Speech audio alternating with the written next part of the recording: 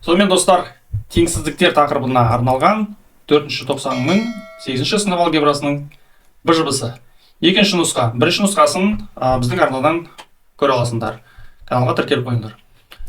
Сонымен 4 тапсырма әрқайсысы теңсіздікке байланысты. Сонымен кеттік.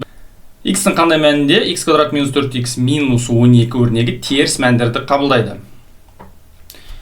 Яғни, мына өрнекті алдымен көшіріп аламыз. Теріс мәндерді қабылдайды деген сөз нөлден кіші болады деген сөз. Өткен нөлден кіші сандар бізде теріс мәндерді қабылдайды, дұрыс па? Олай болатын болса, біздер ереже бойынша бірінші және екінші түбірлерін тауып алуымыз керек. Алгоритм қалай? Алдымен нөлге теңестіріп аламыз. Сосын кәдімгі квадрат теңдеу шығарамыз.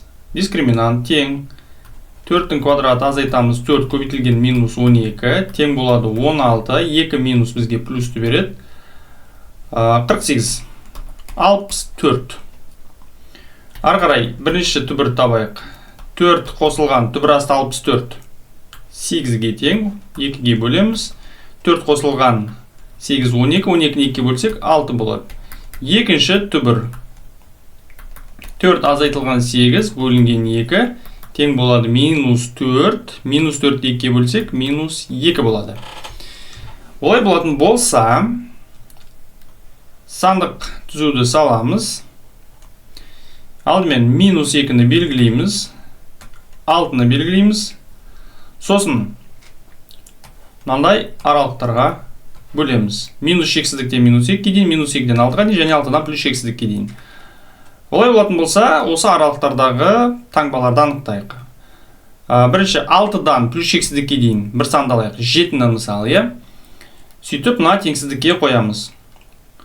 Қойып көрсеңдер, 49 минус 28 минус 12 бізге плюс таңбасын береді. Ортадан минус 2 мен 6-ның аралығынан 0-ді алайық. 0-дің квадраты 0, 4-ті 0-ге өйтсеңдер 0, сонда минус 12-ның өзі қалады. Яғни теріс болады деген сөз. Және мына жерде минус 3-ті алып, мына теңсіздіктің орнына қойып көрсеңдер, бұл жерде плюс таңбасы шығады. Олай болатын болса, бізге теңсіздік теріс болу керек. Теріс мәндерді қабылдайтын аралық. Ол минус 2 мен 6-ның аралысы. Мына жерде өздерін көріп тұрсыңдар міне. Сондықтан минус 2, 6 дейміз да жақша қаламыз. Осы біздің жауабымыз болады. Осы аралықтарда теңсіздік мына өрнек теріс мәндерді қабылдайды. Тіктөртбұрыштың ұзындығы енінен 2 см-ге артық. Егер тіктөртбұрыштың ауданы 48 см-ден артық болса, оның өлшемдері қандай болуы мүмкін? Естеріңе салып, мынандай тіктөртбұрышты сала кетейін. Тіктөртбұрыштың енін x деп қояйық, ұзындығын енді енінен 2 см-ге артық деп тұр. Олай болатын болса, x қосылған 2 деп қояйық. Енді аудан еске түсірейік. Ауданы тіктөртбұрыштың ол ені мен ұзындығын көбейтіндісі. X көбейтілген x қосылған 2 болады. Енді екінші сөйлемге назар аударайық. Егер тіктөртбұрыштың ауданы 48 см-ден артық болса, енді мына аудан бізде артық болып тұр ғой. Сондықтан теңсіздік шығарайық. X жақшаның ішінде x қосылған 2 артық 48-ден. Мынандай теңсіздік пайда болды. Және осы теңсіздікті шешу арқылы біздер мына тіктөртбұрыштың қабырғаларын өлшемдері қандай болуы мүмкін екенін бақылай аламыз. Сонымен жақшаны ашамыз. X-ті x-ға көбейтсек x квадрат болады. X-ті 2-ге көбейтсек қосылған 2x болады. 48-ді сол жағына өткіземіз. Минус 48 үлкен 0-ден. Ары қарай. Енді 0-ге теңестіріп жазбай қойын. Бірден дискриминант деп жаза салайын. 2-ның квадраты азайтылған 4 көбейтілген минус 48 тең болады. 4 қос минус бізге плюсті береді. 4-ті 48-ге көбейтсек 192 болады. Тең болады 196. Ары қарай бірінші түбір. Мына жерде плюс 2 болғандықтан формулада минус бар, сондықтан минус 2 болады. Қосылған түбір асты 196, ол 14-ге тең. Бөлінген 2 тең болады. Минус 2 плюс 14, 12-ге тең. 12-ні 2-ге бөлсек 6-ға тең. Екінші түбір минус 2 минус 14 бөлінген 2 тең болады. Минус 2 минус 14 минус 16, минус 16-ны 2-ге бөлсек минус 8 болады. Осылайша біздер түбірлерін тауып аламыз. Сосын сандық түзетіп саламыз да минус 8 және 6-ны белгілейміз. Алдыңғы есепте айтқандағыдай бізде квадратты теңсіздік. X квадраттың алдында плюс тұр, сондықтан мына жақта плюс болады, мына жақта минус, мына жақта плюс болады. Ал бізге квадратты теңсіздігіміз 0-ден үлкен болу керек. Оң сандарды, оң мәндерді қай аралықта қабылдайды? Ол минус шексіздіктен 8-ге дейін және 6-дан плюс шексіздікке дейін. Бірақ біздер минус шексіздіктен минус 8-ге дейінгі аралықты қарастырмаймыз. Себебі бізде тіктөртбұрыштың қабырғасы ол деген теріс санға ие бола алмайды. Сондықтан 6-дан плюс шексіздікке дейін деген жауапты аламыз. 6 плюс шексіздік арасы дейміз. Мына жерге жауабы деп қойсаңдар болады. Енді оны былай түсіну керек. Мына қабырғалары ені мен ұзындығы осы 6 мен плюс шексіздік арасында жатады. Яғни мына қабырғасы мысалы 7-ге тең болуы мүмкін. Онда мына қабырғасы 9-ға тең болады. Немесе ені 6,5 болуы мүмкін. Онда ұзындығы 8,5 болады. Сонда барлық жауаптары осы 6 мен плюс шексіздік арасында жатыр. Осылай біздер өлшемдерін таптық. Келесі. Теңсіздікті шешіңіз. 2 бөлінген 2 минус x, 2x қосылған 4-ке бөліндісі дейді. Енді 2 бізде оң бүтін сан, теңсіздік ешқандай да әсер етпейді. Әсер ететін тек қана бөлімі. Онда оны бөлек көшіріп алайық. 2 азайтылған x жақшаның ішінде 2x қосылған 4 кіші 0-ден. Мен кіші 0-ден дедім, қатаң теңсіздік жаздым. Өйткені тең 0-ге, кіші не тең 0-ге деп жазалмаймыз. Өйткені бөлімінде 0-ге тең бола алмайды. 0-ге бөлуге болмайды.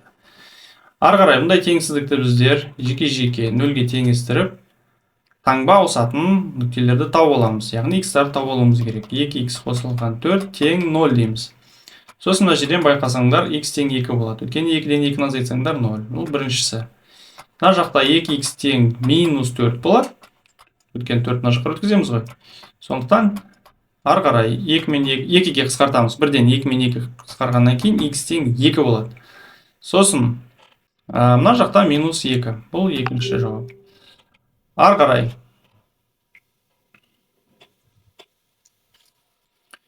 сандық түзуді саламыз. Минус 2-ні белгілейміз. Және 2-ні белгілейміз. Бұл жерде де біздер квадратты теңсіздік негізі жақшаны ашып қарасақ та болады, бірақ қазір біздер тексере салайық таңба аралықтарын. Мынандай аралықтар болады. Бізде 3 аралық минус шексіздікке минус 2 дейін, минус 2-ден 2 дейін және 2-ден плюс шексіздікке дейін. Мысалы 2-ден плюс шексіздікке дейін 3 деген санды алып қарайық. 2-ден 3-ті азайтсақ минус 1 болады. Теріс. Ал 2 көбейтілген 3, 6, 6-ға 4 қоссақ 10 плюс таңбаға ие. Минус пен плюс көбейтсеңдер минус болады. Енді бұл квадратты теңсіздік деді достар. Ары қарай тексермей қойсаңдар да болады, өйткені мына жақта плюс, мына жақта минус болады. Мына жерде мысалы 0-ді алып қарап көріңдер. 2-ден 0-ді азайтасыңдар плюс болады. 2 көбейтілген 0, 0, 0-ге 4 тосыңдар тағы да плюс. Көрдіңдер ме? 2-де плюс болады. Мына жақтан тағы да минус 3, минус 4 бір санды алып көріп тексерсеңдер де болады, ол жақта теріс сан болады.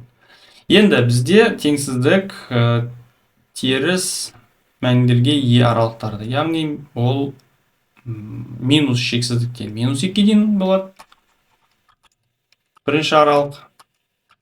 Және біріктіреміз оны 2-ден плюс шексіздікке дейін. Біріктіру таңбасын қоямыз да 2-ден плюс шексіздікке дейін. Осы аралықта біздің теңсіздік теріс таңбаларға ие болады. Келесі. Теңсіздіктер жүйесін шешіңіз. Теңсіздіктер жүйесін шешу үшін біздер жеке-жеке әр теңсіздікті өзін шығарамыз, сосын соңында жауаптарын біріктіреміз. Болды. X квадрат минус 4x минус 12-де бірінші теңсіздікті көшіріп алайық. Мына жерге екінші теңсіздік жазып қояйық. 5x қосылған 2 үлкеніне тең 2x қосылған 8. X квадрат минус 4x минус 12 тең 0 деп жазып қоя салайық. Дискриминант 4-дің квадраты минус 4 көбейтілген минус 12. Тең болады 16, 2 минус плюсті береді. Мына жақта 48 болады. Жауап 64. Бірінші түбірді табайық. 4 қосылған түбір асты 64 8-ге тең бөлінеміз 2. Жауап 6 болады. Екіншісін табайық. 4 азайтылған 8 бөлінген 2 болады минус 2. Енді сызықты теңсіздікті шығарайық. X-тарды бір жаққа жинаймыз, әріптерді бір жаққа жинаймыз. 5x, 2x мына жаққа өткізсек минус 2x болады. Ал 2-ні оң жағына өткіземіз. Үлкеніне тең 8 азайтылған 2 болады. 5-тен 2-ні азайтсақ 3x болады. Үлкеніне тең 8-ден 2-ні азайтсақ 6 болады. Екі жағында 3-ке қысқартып жіберейік. X үлкеніне тең 2-ден болады. Енді екеуіне де бөлек-бөлек сандық түзіп саламыз. Белгілейміз бірінші минус 2-ні белгілейік. Сосын 6-ны белгілейік. Енді 2 шамамен мына жерде болады бізде, оны және бояймыз.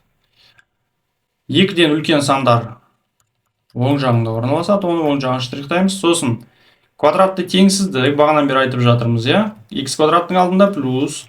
Сондықтан плюс таңба аралықтары мына жақта, теріс мына жақта және мына жақта плюс болады. Ал бізге квадратты теңсіздік теріс мәндері керек. Кіші нөлден деп тұр мына жақта, кіші нөлден деп тұр. Теріс мәндері ол мына аралықта болады. Сосын мынандай асимптоталар жүргіземіз. Асимптота деген мынандай түзулерді асимптота дейді. Сосын қараймыз, қай аралықта, бірінші сандық аралықта да, екінші сандық аралықта да боялған, штрихталған. Ол байқасаңдар 2 мен 6-ның арасы. Сонда жауабы 2 және 6 дейміз. 2 тік жақша болады, 6 жай жақша. Мына жеріне боялған ғой, яғни 2-ның өзі шешімге кіреді деген сөз. Міне осылай болады достар. Каналға тіркеліп, лайк басып, пікірлеріңді қалдырып кетіңдер. Барлық ТЖБ, БЖБ-ны біздің арнадан таба аласыңдар.